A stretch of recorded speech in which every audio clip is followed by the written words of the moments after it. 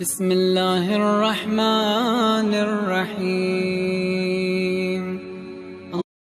حضرت ابو ہریرہ رضی اللہ عنہ سے روایت ہے کہ ایک شخص نے نبی کریم صلی اللہ علیہ وسلم سے عرض کیا مجھے کوئی نصیحت کریں۔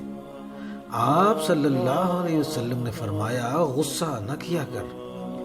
اس شخص نے کئی مرتبہ یہی عرض کیا اور آپ صلی اللہ علیہ وسلم ہر دفعہ یہی فرماتے غصہ نہ کیا کر۔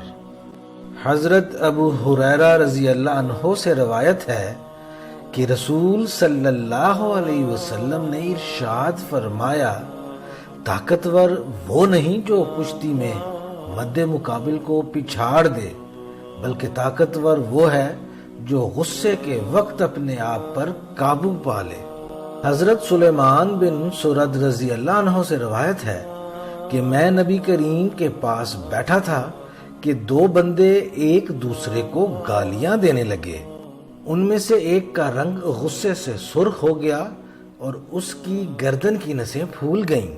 رسول صلی اللہ علیہ وسلم نے فرمایا مجھے ایک کلمے کا علم ہے، اگر ایک شخص اس کو پڑھ لے تو اس کی یہ کیفیت جاتی رہے گی، اگر یہ کہے اعوذ باللہ من الشیطان الرجیم تو اس کی غصے کی کیفیت جاتی رہے گی۔